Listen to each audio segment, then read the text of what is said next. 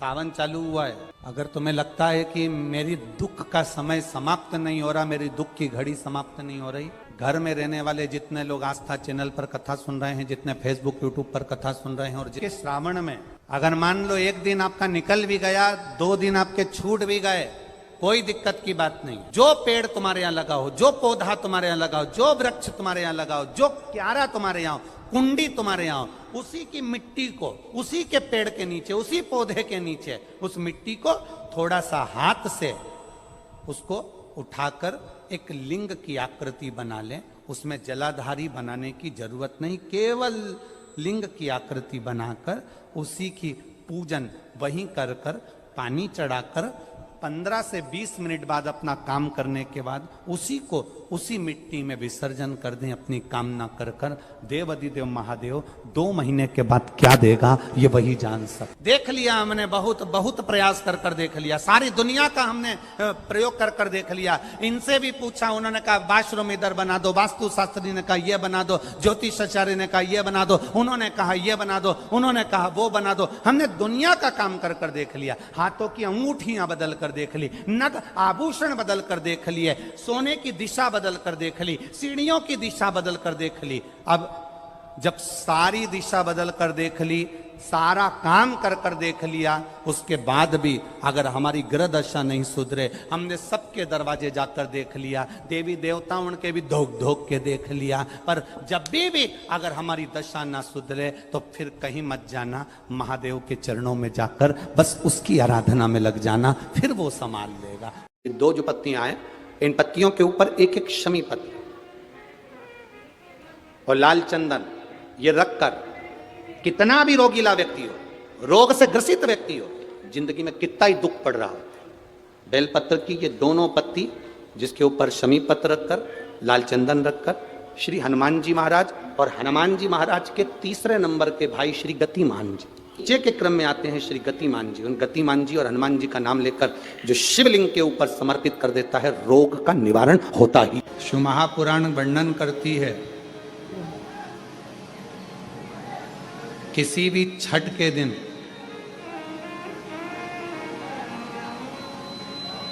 चाहे अंधेरी की छठ हो, चाहे उजाले की छठ हो, किसी भी छठ के दिन अगर षडानंद कार्तिकेय जी महाराज का नाम लेकर 6 बेलपत्र और उस 6 बेलपत्र पर 6 दुर्वा, 6 पुष्प, 6 अक्षत के दाने रखकर षडानंद कार्तिकेय बाबा के स्मरण कर कर शिवलिंग की जो जलाधारी है, उस जलाधारी पर जहाँ अशोक सुंदरी का स्थान है, उसी के पास में कार्तिकेय जी का स्थान है। किसी भी छठ पर यदि आप बाबा को वो बेलपत्र, वो दुर्वा, वो पुष्प, वो अक्षत का दाना 6 समर्पित करते हैं, किसी भी छठ के दिन, षष्ठी के दिन स्कंद भगवान का नाम लेकर, स्कंदेश्वर बाबा का नाम लेकर, कार्तिकेय बाबा का नाम लेकर यदि समर्पित करते हैं तो जिंदगी में कितना भी कर्जा हो, वो कर्जा 3 महीने के अंदर समाप्त होता ही है। कितना भी कर्जा, साथ में आपका परिश्रम, साथ में आपकी मेहनत और आपकी दृढ़ता। क्या होता है, लोग सोचते हैं कि हमने शंकर जी को बेलपत्र समर्पित कर दी तो कर्जा चूकेगा, पर साथ में मेहनत भी करना। अगर आप मानते हैं कि पूरी पूरी कथा का इसमें दुनिया के कई लोग हैं, हमारी कथाओं को आधा काटते हैं, आधा भेज देते हैं। गुरुजी ने कहा कि बेलपत्र पर शहद लगाकर चढ़ाओ, पर गुरुजी ने साथ में कहा कि रात दिन एक करो, पढ़ाई पूरी करो, आधी बात काट देते, आधी बात दिखा देते। में शिव महापुराण की कथा कथी है, 6 बेलपत्र, 6 पुष्प, 6 दुर्वा, 6 चावल के दाने और साथ में अपना परिश्रम पूर्ण करो। छठ के दिन स्कंद भगवान का नाम लेकर, स्कंदेश्वर का नाम लेकर भगवान शंकर के जलाधारी पर समर्पित करो, शिव जी से प्रार्थना करो और अपनी मेहनत को 4 चांद लगाओ। कर्जा चूकेगा जरूर, समाप्त जरूर। कर्जा का मतलब ये नहीं है कि आप कर्जा करे हो तो मेरे से बन नहीं रहा, अब मेरे प्राण छूट जाए तो अच्छा, मैं तो मर जाऊं, मैं टेंशन में हूं, मैं डिप्रेशन में हूं, बहुत परेशान हो गया, ऐसा हो गया। ना ना, दुख आता है, जब सुख आया, सुख चले गया, तो दुख आएगा तो दुख भी जाएगा, दुख भी समाप्त होगा, उसमें क्या विचार कर। ऐसा तो नहीं है कि दुख समाप्त नहीं होगा, दुख नहीं जाएगा। सुख आया है, जब हमारे अच्छे दिन अगर समाप्त हुए हैं तो दुख भी समाप्त जरूर होगा, फिर वापस सुख आएगा। थोड़ा हिम्मत, थोड़ा धैर्य, थोड़ा हृदय पर भाव एकाग्रित करो कि नहीं नहीं, मेरा शंभु, मेरा शंकर, मेरा त्रिकालदर्शी, मेरा कैलाशी, मेरा अविनाशी, मेरा शिव मेरा दुख काट। कोई कहे कि हमने भगवान भोलेनाथ जी के लिए सावन के महीने में व्रत रखा है। आप में से कई माताएं बैठी होंगी, कई भाई लोग ऐसे होंगे जो व्रत रखे होंगे। कोई कहे कि हमने भोलेनाथ जी को पाने के लिए, शिव जी को प्राप्त करने के लिए हमने व्रत रखा। कोई कहेगा सावन भर हम दाढ़ी नहीं कटवाएंगे, कोई कहेगा सावन भर हम चप्पल नहीं पहनेंगे, कोई कहेगा सावन भर हम ये नहीं खाएंगे, कोई कहेगा सावन भर हम भूमि पर सोएंगे, कोई कहेगा सावन भर हम ये नियम ले लेंगे। आप नियम लो, मना नहीं। शिव महापुराण भी कहती है कि नियम धारण करना चाहिए। आपके नियम से कोई तकलीफ नहीं, आप नियम लो, मेरा भोले बाबा स्वीकार करेगा। पर सबसे बड़ा नियम एक होना चाहिए कि मैं जब भी मंदिर जाऊंगी, सावन के महीने में मैं जब भी शिव पुराण में जाऊंगी, मंदिर जाऊंगी, देवालय जाऊंगी, शिवालय जाऊंगी, तीर्थ जाऊंगी, या गंगा का स्नान करने को जाऊंगी, या शंकर जी को एक लोटा जल चढ़ाने के लिए जाऊंगी, मंदिर जाऊंगी, तीर्थ जाऊंगी, कथा में जाऊंगी, पर उस मंदिर, तीर्थ और कथा में मैं कभी किसी की निंदा नहीं करूंगी। ये संकल्प हमारा भारी है। अब मालूम पड़े भीतर तो निंदा इतनी भरी हुई है, भीतर तो ईर्ष्या इतनी भरी हुई है कि वो ईर्ष्या हमारी झलक रही है। मैं और फिर निवेदन करूंगा, जिस बहन को 19 और 20 साल तक भी औलाद नहीं हुई हो, तो कृष्णेश्वर महादेव का नाम लेकर 2 लोटा जल तुम्बकेश्वर महादेव का नाम लेकर चढ़ा कर देखना, सावन के बाद में बाबा संतान जरूर देगा, झोली जरूर भरेगा। जरूर विश्वास है तो परमात्मा, मानो तो मैं गंगा मां हूं और ना मानो तो बहता। कहीं नहीं जाना, अपने नजदीक में, अपने घर के पास में, अपने मोहल्ले में, अपनी गली में, अपने चौराहे पर, अपने घर के पास में जो शिवालय हो, जो शंकर का मंदिर हो, वहां जाओ, 2 लोटा जल समर्पित करो। और फिर निवेदन करूंगा, जल से ज्यादा जरूरी है मेरे भोलेनाथ जी के मंदिर की सफाई करना। अब की सावन में 2 लोटा, क्योंकि चातुर्मास के अंतर्गत सावन के महीने में भक्ति दुगनी करो, जल दुगना करो, मंत्र जाप दुगना करो, स्मरण श्री शिवाय नमस्तुभ्यम दुगना करो। किसी भी शंकर के मंदिर में जाओ, अपन तो जप रहे हैं, बीच में एक आध बार जरा जम के मंदिर में भी श्री शिवाय नमस्तुभ्यम अपन तो जप रहे हैं, साथ में 10 लोगों के कान में भी अगर मंत्र पहुंच गया तो आपका भी जीवन कल्याण और उनका भी जीवन। विवाह शादी में देरी हो रही हो, या कोई नया कार्य चालू कर रहे हो उसमें देरी हो रही हो, या कोई सर्विस के लिए, नौकरी के लिए जा रहे हो और वो कार्य नहीं हो रहा हो, तो एक धतूरा, केवल एक धतूरा, उस धतूरे को फोड़कर उसके अंदर का फल निकालकर उस फल को शिवलिंग पर चढ़ाकर 1 लोटा जल शंकर भगवान को समर्पित कर। दिन होना चाहिए मंगलवार। कौन सा दिन होना चाहिए? जम के बोलो जरा, मंगलवार। महाराज वो जिन बच्चों को निमोनिया हो जाता है ना, वो सर्दी का कोटा रहता है, बहुत सर्दी बच्चों को बनी रहती है, तो हर दिन 5-10 दिन में वापस दौड़ के डॉक्टर के पास लेके जाओ, फिर डॉक्टर के पास ले। वैसे तो डॉक्टर के पास बच्चे आजकल के जमाने के जाते ही जाते हैं हर 15 दिन 20 दिन में, तो इसके पीछे वो चले जाएं। एक हास्य व्यंग में हमसे पूछा किसी ने, महाराज जी आज के बच्चे बार बार हॉस्पिटल डॉक्टर क्यों जाते हैं? तो हमने कहा देखो भैया, बच्चा जहाँ जन्म लेता है उनसे उनसे प्रेम ज्यादा होता है। पहले नानी के घर में पैदा होता था इसलिए नानी के घर ज्यादा जाता था, दादी के घर में ज्यादा पैदा होता था इसलिए दादी के घर ज्यादा जाता था। आज के बच्चे हॉस्पिटल में ज्यादा पैदा होते हैं इसलिए हॉस्पिटल ज्यादा घूमने जाते हैं। ये हास्य। पर यदि बच्चे को सर्दी ज्यादा होती है, निमोनिया ज्यादा होता हो, ठंडा का कोटा ज्यादा रहता हो, तो पीपल के 5 पत्ते महाराज उस पे घृत लगाकर हनुमान जी के 3 नंबर के भाई व्रतिमान का नाम लेकर, व्रतिमान का नाम लेकर बच्चे की छाती पर एक वस्त्र से उसको बांध दीजिए, रात्रि भर बंधे रहने दीजिए महाराज। और बांधना कौन से दिन है? 12 तिथि को, बस एक बार बांधना, उसके बाद सर्दी का कोटा नहीं रहता महाराज, बच्चा स्वस्थ अपने आने में। व्रतिमान। और बहुत ज्यादा संकट है, बहुत ज्यादा परेशानी है, तो हनुमान चालीसा का पाठ करो तो तिल्ली के तेल का दिया लगाओ, काली तिल के तेल का दिया, तिल का तेल का दिया, हनुमान जी के सामने आसन बिछाकर। बहुत तकलीफ है तो 3 पाठ प्रतिदिन करो, और एक आसन से जितने समय 9 बजे अगर आप बैठते हो पाठ करने तो 9 बजे ही बैठना है। 11 दिन तक प्रतिदिन 3 पाठ रोज करो। एक पानी का लोटा, कलश, तांबे का जल, अर्थात तांबे का लोटा हो, स्टील का लोटा हो, तुम्हारे पास जो कलश हो उसमें जल भरकर, एक सिक्का उसमें पटक कर, एक लौंग पटक कर प्लेट से ढक कर रख दो, और प्रतिदिन बस टाइम पर बैठकर पाठ करो। 11 दिन पूर्ण होंगे, जिस कामना से आपने पाठ करा है बस वो सिक्का, वो लौंग कलश में से निकाल लो, जल का आचमन करो, और जिस काम के लिए करा है वो जल उस प्रयोग में ले लो। उस प्रयोग, किसी से बात करने जाना है तो वो जल पी कर जाइए, कोई से हाथ मिलाना है तो वो सिक्का, वो लौंग अपने हाथ में रखिए, अपने साथ रखिए। कई लोग कहते हैं हम तो बहुत दिनों से हनुमान चालीसा पढ़ रहे हैं, हम बहुत समय से राम रक्षा स्तोत्र का पाठ कर रहे हैं, हम बहुत समय से ये कर, अरे तो उसको नियम से तो करो। हनुमान चालीसा का प्रागट्य केवल एक दिल से की गई स्तुति, हनुमान जी महाराज की स्तुति, राम जी महाराज की स्तुति तुलसीदास जी ने केवल दिल से करी थी, केवल मन से।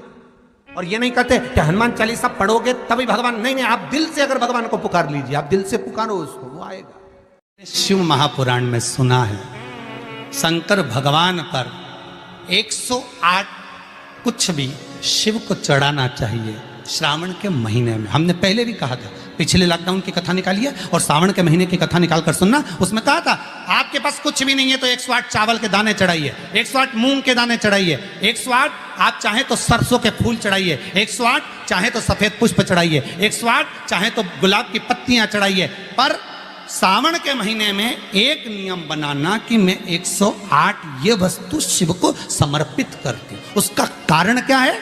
तो स्कंद पुराण में लिखा है शंकर भगवान को सावन के महीने में जब हम 108 कोई वस्तु समर्पित करते हैं तो शंकर उसको लाख और करोड़ों गुना कर कर हमको पूरे वर्ष में प्रदान कर देता है। इस शिव महापुराण की कथा कहती है भगवान शंकर का एक अंश अवतार है मेरे श्री हनुमान जी महाराज। जब आप हनुमान जी के नाम का उच्चारण करें, जब आप हनुमान जी के नाम की भक्ति करें, तब जैसे हनुमान के हृदय में राम निरंतर दौड़ते रहते हैं, उस समय पर आपके भीतर राम नाम दौड़ना चाहिए। तो समझो कि हनुमान की भक्ति प्राप्त हो, तो समझो कि हनुमान जी की भक्ति प्राप्त। एंजॉय के लिए नहीं, मजे के लिए नहीं, भक्ति के लिए। कल आपको कथा में कहा था भीड़ बढ़ाने के लिए शिव पुराण में मत आना, कल भी कथा में कहा था और आज भी कराएं।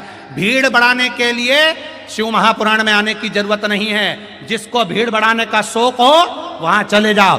भीड़ बढ़ाने के लिए कभी शिव पुराण में मत आना, शिव पुराण में आओ तो भक्ति बढ़ाने के लिए आना कि मुझे शंकर का गुणगान करना है, मुझे भजन करना है, मुझे एक लोटा जल देवाधिदेव महादेव को चढ़ाना है, मुझे शिव तत्व को प्राप्त करना है, मुझे शंकर का गुणगान करना है। मैं शिव पुराण से सीख कर जाऊंगी तो एकांतेश्वर महादेव को अगर कुछ नहीं चढ़ाऊंगी, 5 पेड़ की पत्ती तोड़कर चढ़ा दूंगी तो मेरा एकांतेश्वर राजी हो जाएगा। यह सीखना है हम।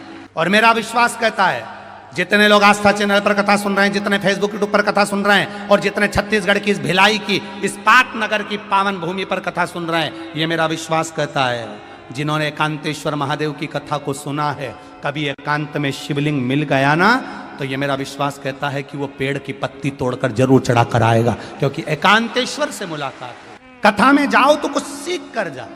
और आज भी नियम है हमारा, जिसकी फैक्ट्री नहीं चलती हो, प्रॉपर्टी की आप खरीदारी बेचादारी करते हो, प्रॉपर्टी से जुड़ा हुआ काम करते हो, या लोहे से जुड़ा हुआ करते हो, या फैक्ट्री आदि का कर्म करते हो, कोई मैन्युफैक्चरिंग करते हो, वो नहीं चल रहा, तो हनुमान जी के उल्टे पांव का सिंदूर लीजिए और हनुमान जी के दूसरे नंबर के भाई गतिमान का नाम लीजिए। किसका नाम लेना है? गतिमान। गतिमान का नाम लेकर फैक्ट्री के बाहर या फैक्ट्री पर एक स्वस्तिक का निर्माण कर दीजिए, हनुमान जी के उल्टे पांव के सिंदूर और गतिमान का नाम लेकर। कभी आपकी फैक्ट्री कोई काम नहीं निकालेगी, उन्नति की ओर ही लेकर जाएगी, कभी घाटे की ओर नहीं जाएगी। गतिमान का नाम, रतिमान, केतुमान, मतिमान, ये जितने भी नाम है हनुमान जी के भाइयों के, ये सब कल्याण करते हैं। एक एक नाम कल्याण करते हमारे, एक एक। हनुमान जी के सगे 5 भाई और हैं, आपको कथा में पहले कहा है, सुनिए कि नहीं सुनिए? जम के बोलो जरा, सुना है ना? हनुमान जी के 5 भाई और हैं, गतिमान, वृतिमान, रतिमान, कैतुमान। ऐसे हनुमान जी के 5 भाइयों का क्रम और आता है शिव महापुराण के अंतर्गत। 5 भाई, अकेले नहीं हनुमान। हमने गतिमान का तो वर्णन आपको पहले भी करा है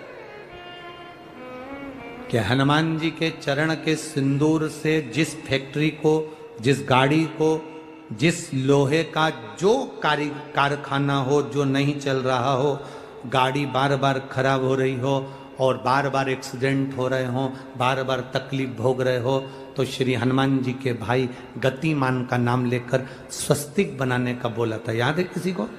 जिसको याद है हाथ उठाओ। याद है आप लोगों को? रखिए रखिए। गतिमान हनुमान जी के भाई हैं, तुम चिंता ना करो। और समय आया और उस समय के अंतर्गत मां के सुंदर आनंद से पवन तनय संकट हरन मंगल मूर्ति रूप राम लखन सीता सहित हृदय बसौ सुरभूप।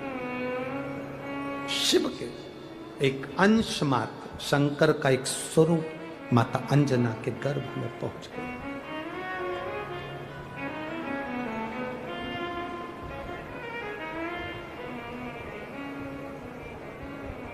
बस इस हृदय को, इस दिल को, इस मन को शिवालय तक ले जाना है।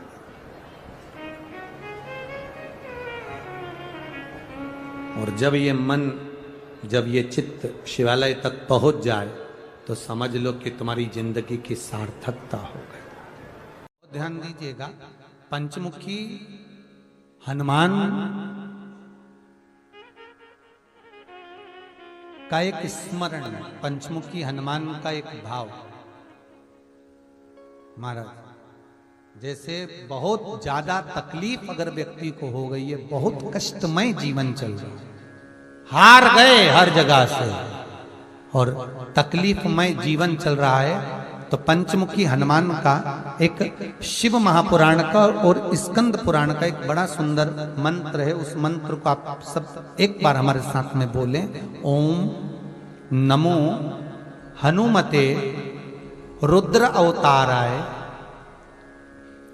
सर्व शत्रु संहारणाय सर्व रोग हराय सर्व वशीकरणाय रामदूताय स्वाहा। बस इस मंत्र को हाथ में काली तिल लेकर, एक जौ लेकर और गूगल लेकर, थोड़ा सा उसमें गाय का घी डालकर, कंडे को या अग्नि को जलाकर इस मंत्र का 11 बार 21 बार जाप कर कर अपनी कामना कर कर छोड़ दीजिए। कैसा भी रोग हो, बीमारी हो, कष्ट हो, दुख हो, तकलीफ हो, 21 दिन के अंदर वो आनंद आना प्रारंभ कर देता है महाराज। इस मंत्र, स्कंद पुराण का, शिव महापुराण का ये मंत्र मूल पंचमुखी हनुमान सुख देंगे। और एक और चीज याद रखिए महाराज, यदि कोई काम के लिए जा रहे हो, कोई व्यापार के लिए जा रहे हो या नौकरी करने के लिए जा रहे हो और लगी नहीं रही, बहुत तकलीफ पा रहे हो, सर्विस ही नहीं लग रही, बहुत कष्टमय हो गया, तो निवेदन करूंगा 5 पीपल के पत्ते पर बेसन के 5 लड्डू घर में बने हुए, गाय के घी के 5 लड्डू रख लो, उस लड्डू के बीचों बीच एक आटे का दिया और उसमें तिल्ली का तेल डालकर इसी मंत्र का प्रयोग कर कर पंचमुखी हनुमान का किसी भी हनुमान के मंदिर में जाकर, दक्षिण मुखी हनुमान के मंदिर में जाकर उसको रख कर आ जाइए। इसके बाद आप उस काम के लिए जाइए, आपका काम सफल हो जाएगा। आपको किसी को नहीं कहना पड़ेगा कि हाथ जोड़ना नहीं पड़ेंगे, किसी के पांव नहीं पड़ना पड़ेंगे, तुरंत काम होगा। बस इस मंत्र का स्मरण कर कर पंचमुखी हनुमान का भूतेश्वर जो मंत्र है वो सुख देने वाला। तुमरुका जी का नाम, शिव का स्मरण, भगवत भजन का एक लक्षित तत्व है महाराज। तुमरुका जी का नाम कोई सहज नहीं, शंकर के सबसे बड़े उपासक अगर कोई गिने जाते हैं तो श्री तुमरुका जी गिने जाते हैं। शिव के लिहाज बहुत ज्यादा बीमारी है, हम तो यहां तक कहते हैं अगर बहुत ज्यादा बीमारी है, बहुत रोगी है, एक हाथ में दूध लो, एक हाथ में जल लो, 5 बेलपत्र दोनों में डाल लो और उस व्यक्ति का नाम लेकर, भले उसको ऑक्सीजन लग रही है, उसका नाम लेकर, गोत्र बोलकर, तुमरुका जी का नाम लेकर श्री शिवाय नमस्तुभ्यम बोलकर शंकर पर चढ़ा दीजिए। सुबह, दोपहर, शाम, प्रदोष काल में 3 बार दिन भर में चढ़ाओ, 3 दिन के अंदर उसको अंतर आना चाहिए। सहजता नहीं है महाराज। और ध्यान रखिए, अगर कोई अदालत में केस चल रहा है, बहुत बड़ी समस्या में आप पड़ गए, बहुत बड़ा टेंशन बिल्कुल आकर खड़ा हो गया है, तो चंदन, एक लाल चंदन बाजार में मिलता है, पूजन वालों के यहाँ पूछना, लाल चंदन आता है, वो लाल चंदन को घिस कर उसमें थोड़ा सा तिल्ली का तेल डालकर महाराज हाथ में चंदन को लेकर शिवलिंग पर लगाएं और बड़ के पेड़ के नीचे, बड़ के जड़ में जाकर बटकेश्वर महादेव का नाम लेकर उस चंदन को लगाएं। उसी चंदन का हाथ किसी रुमाल पर लगा लीजिए और उस रुमाल को जेब में रखकर, कोई बहुत ज्यादा दिक्कत और परेशानी है उस स्थान पर उसको लेकर बैठ जाइए, मन को भी शांति होगी, कार्य भी सफल होगा और सफलता प्राप्त होगी। बस तुमरुका जी का नाम का उसमें स्मरण करना। तुमरुका कोई साधारण नाम नहीं।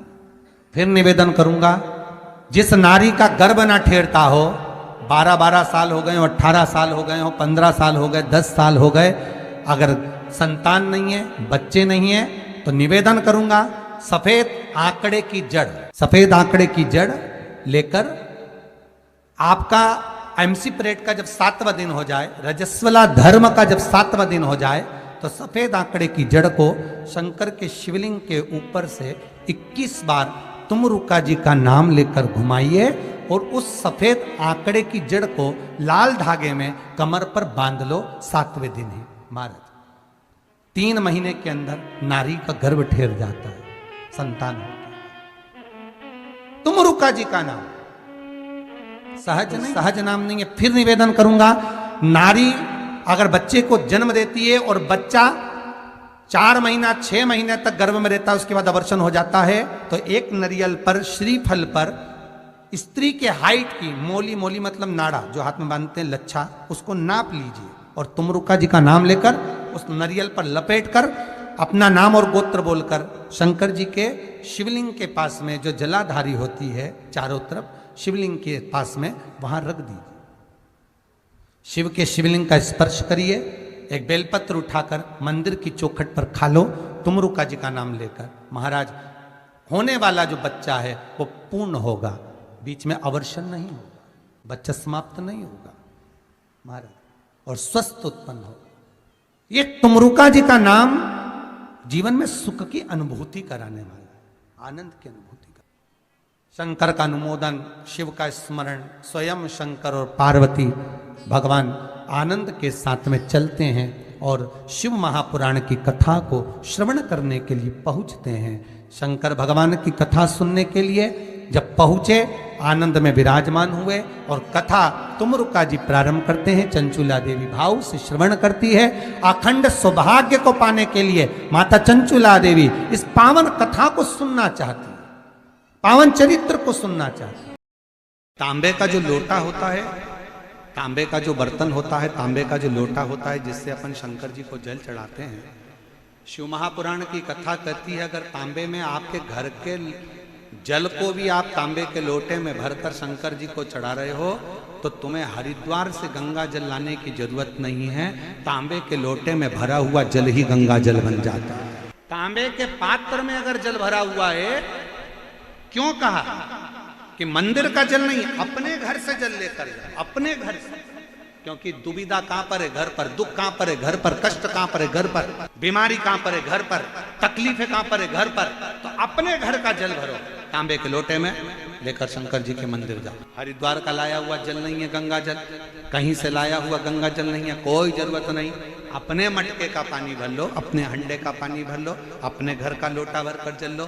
तांबे के लोटे में जब जल भर कर लेकर जाओगे तो तांबे का पात्र सादे जल को भी गंगा जल बना देता है और वो जल शिव जी तक चढ़ जाता है। महाराज पवन तनय संकट हरन मंगल मूरत रूप राम लखन सीता सहित हृदय बसौ सुर श्री पवन तनय संकट हरन मंगल मूर्ति रूप राम लखन सीता सहित हृदय बसौ सुर।